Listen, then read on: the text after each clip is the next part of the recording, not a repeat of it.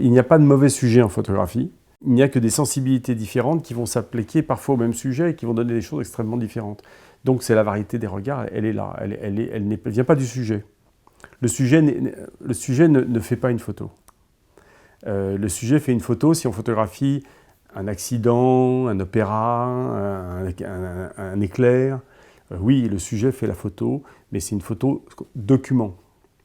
En revanche, un regard sur le monde, exprimé à travers la photographie, ça devient très personnel, et souvent c'est fait de très peu d'éléments.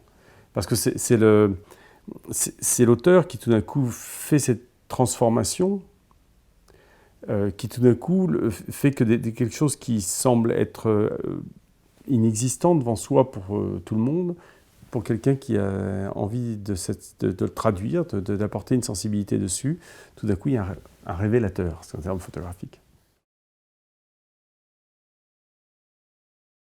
Dans tous les métiers, au bout d'un certain nombre d'heures de vol, on est un peu blasé, bien évidemment. Et on a l'impression de souvent voir la même chose ou des imitations de la même chose par des artistes différents. Donc, souvent, on me demande ce que je cherche dans mon métier. Et en fait, moi, je cherche à être surpris. Donc, je ne peux pas définir ce que je cherche par essence même, puisque je cherche à ce qu'un nouveau photographe ou un photographe que je connais déjà va m'apporter de nouveau. Comment est-ce qu'il va renouveler le regard? Il ne faut pas oublier que la photo, c'est très jeune. La photo, c'est à 180 ans, donc c'est en pleine invention. Et tout au début, en plus de la photographie, elle n'a cessé d'essayer de se conformer à des arts graphiques qui l'ont précédée. Donc il a fallu se libérer de tout ça, il a fallu passer pas mal d'époques. On est vraiment dans un moment de la photographie très excitant, puisqu'elle est en train de s'inventer elle-même. Et donc, on attend des surprises. Alors, la photographie, c'est souvent beaucoup de déchets. Je veux dire, les milliards de selfies qui sont pris aujourd'hui ont généralement peu d'intérêt, par exemple. Ça n'est pas pour autant que la photographie amateur n'a pas d'intérêt. C'est-à-dire que je pense qu'on a aujourd'hui un phénomène qui est en train de se passer dans la photographie qui est passionnant, c'est qu'il y a 6 milliards de photographes pratiquement sur la planète désormais. Avant, la photographie était réservée aux riches, ceux qui pouvaient payer des films, des développements, des appareils. Aujourd'hui, et en général, ils faisaient des mauvaises photos, parce que maintenant, quand on regarde les photos d'amateurs d'il y a 20 ans, 30 ans, c'est assez pitoyable. Aujourd'hui, les appareils photo font des photos nettes, enfin les téléphones en l'occurrence, et ça ne coûte plus rien. Donc on va arriver à un moment où la photographie va être dans une abondance formidable. Il va falloir créer des filtres pour trier un petit peu ce que l'on nous propose, et on va avoir des surprises tout le temps. Beaucoup de mes confrères qui travaillent dans la photographie, qui montent des expositions, adorent travailler avec les morts, parce qu'ils ne veulent travailler que sur l'œuvre. Moi, j'adore travailler avec les vivants, parce que j'adore confronter ce que je vois et qui m'intrigue. Ça commence toujours par m'intriguer. On n'est pas convaincu tout de suite que c'est formidable. Mais déjà, si on est déjà intrigué, c'est qu'on est tombé sur quelque chose qui est différent de tout ce qu'on connaît.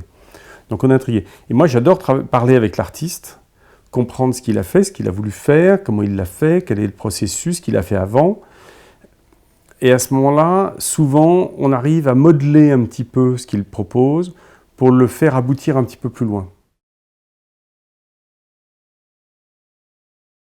Si je ne devais en citer qu'un, je citerais Nan Goldin. Nan Goldin que j'ai rencontré dans une petite salle, à peine plus grande que celle-ci, à New York en 86, et qui était en train de travailler sur sa fameuse Ballad of Sexual Dependency, la ballade de la dépendance sexuelle, qui est devenue depuis une référence absolue dans la photographie contemporaine. Et je l'ai rencontrée, elle était là sur un carrousel Kodak en train de lancer à la main les paniers de photos sur une bande musicale. C'était des photos couleurs, des bonnes, des mauvaises mélangées.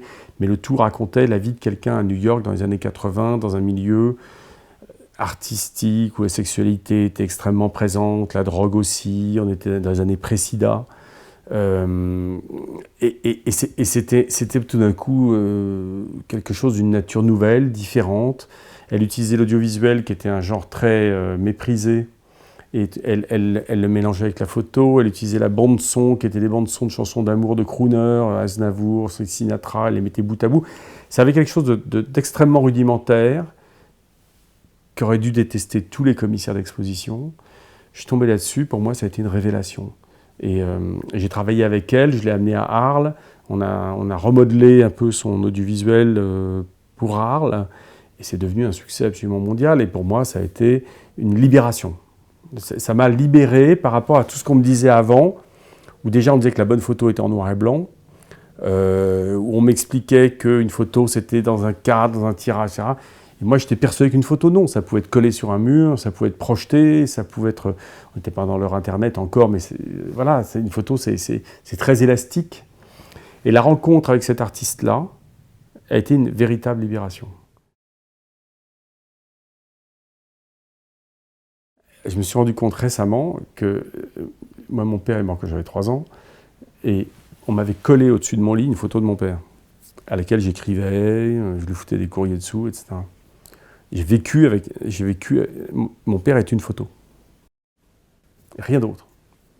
À 40 ans, quand je suis passé par l'analyse, je suis allé faire une enquête sur mon père pour comprendre tout ce qu'on ne m'avait pas dit, ou qu'on m'avait dit à moitié, une sorte de communiqué officiel d'un père formidable dont on ne me disait que la moitié des choses. Et je suis allé comprendre les autres moitiés. J'ai fait une enquête sur mon père. Et à ce moment-là, je me suis rendu compte que j'avais toujours vécu avec une photo. Mon père, c'était une photo. C'est rigolo, non? Mais ça manque, tu vois, un peu de... Ça mérite d'être fouillé, cette affaire. Pourquoi Cartier-Bresson disait toujours qu'il ne voulait pas être recadré? C'est pas qu'il ne voulait pas qu'on recadre ses photos. Lui-même en a recadré plusieurs. La fameuse photo du bonhomme qui saute au-dessus d'une flaque d'eau devant la gare Saint-Lazare, il est en suspension au-dessus de l'eau, c'est une photo recadrée. Personne ne le sait. Bon. Mais il ne voulait pas qu'une photo soit mal recadrée, parce qu'il y a très peu de gens qui savent bien recadrer une photo. Donc, par principe, il disait, vous n'avez pas le droit de recadrer mes photos. Mais si quelqu'un de talentueux, comme c'était le cas de Alexei Brodovitch, grand directeur artistique de Harper's Bazaar, etc., venait lui dire, je veux faire un cadrage comme ça, il était d'accord. Donc ça, c'est l'école du regard. Ce qu'il faut arriver à distinguer entre des milliards de photographies, c'est celles soit qui font sens, soit qui sont porteuses d'une grande poésie. C'est un peu les deux choses de la photographie. Parfois, elles se mélangent, la poésie et le sens. Mais parfois, elles ne se mélangent pas. Parfois, il y a des photos parfaitement gratuites, où par le simple regard du photographe, tout d'un coup, quelque chose devient photo, alors que dans le monde réel, c'est un rien. C'est aussi un cadre. La photographie, ça n'a jamais été des appareils, c'est ça la photographie. Et c'est ce qu'on met dedans. Et c'est pas ce qu'on met au centre, c'est ce qu'on met aux quatre coins, qui vient compléter ce qu'il y a au centre. Au centre, on l'oublie jamais, mais il faut regarder les quatre coins. Donc c'est les quatre coins plus le centre qui fait une photographie. Donc ça, c'est la photographie. Et donc c'est cet instant, dans ce cadre, qui tout d'un coup procède du choix, de la sensibilité, de la culture de celui qui va la faire. Et donc tout ça se retrouve dans ce petit truc là,